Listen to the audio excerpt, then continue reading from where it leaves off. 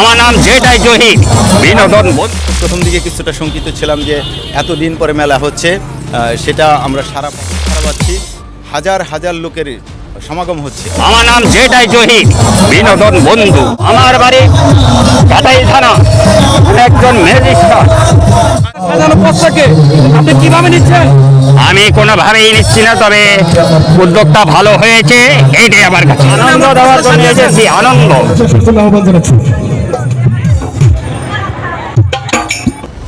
আমি মোহাম্মদ হারুন ও রশিদ হিটলার, সম্মিলিত সাংস্কৃতিক জোট ভূঁইয়াপুরের অর্থ সম্পাদক এবং ভূঁইয়াপুরের সাহিত্য সংস্কৃতির সাথে সম্পৃক্ত আছি। একজন সাহিত্যের কর্মী, একজন সাংস্কৃতিক কর্মী। আমরা ভূঁইয়াপুর সম্মিলিত সাংস্কৃতিক জোট দীর্ঘদিন যাবৎ, প্রায় 27 বছর যাবৎ এই ভূঁইয়াপুর পাইলট সরকারি উচ্চ বিদ্যালয় এই মাঠে আমরা বৈশাখী মেলার আয়োজন করে আসছি।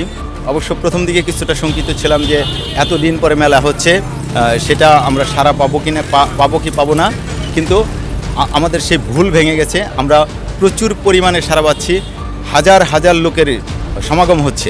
কিন্তু দুঃখের বিষয় যেটা, যে আমরা এতদিন যাবৎ আমরা এই বাঙালি সংস্কৃতিকে লালন করি, ধারণ করে আমরা সম্মিলিত সাংস্কৃতিক জোট ভূঁইয়াপুর এই মেলার আয়োজন করেছি।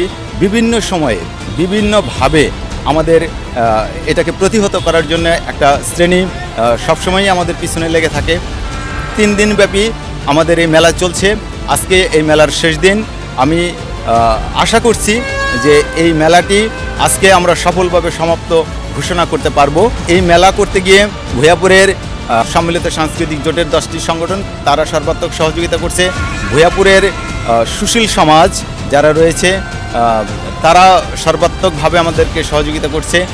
উপজেলা প্রশাসন, থানা প্রশাসন এবং ডিসি মহোদয় সর্বাত্মকভাবে আমাদেরকে সহযোগিতা করছে এবং বিভিন্ন ফুটেজ দিয়ে রিপোর্ট করে তারা আমাদের পাশে থেকেছেন। এই জন্য মেলা উদযাপন কমিটির পক্ষ থেকে, ভূঁইয়াপুর সম্মিলিত সাংস্কৃতিক জোটের পক্ষ থেকে আমি সময়ের কাগজকে অসংখ্য ধন্যবাদ।